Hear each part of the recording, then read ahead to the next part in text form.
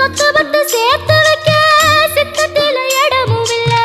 பத்து ஒண்ணு போடாம பார்த்திடத்தான் வேண்டுகிறேன்.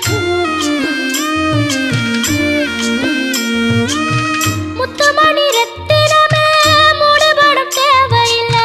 முப்பொழுதும் முந்தையவே இருந்திட விரும்புகிறேன்.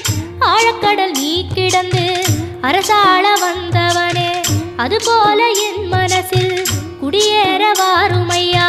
சம்ஹார நேரத்தில சமுத்திரம் பின்வாங்கும் சந்தோஷ திருநாளில் நல்லருளை தாரும் ஐயா. முருகன் என்று முழங்குது என் மனசு, கடலை போல உன் கருணை பெருசு.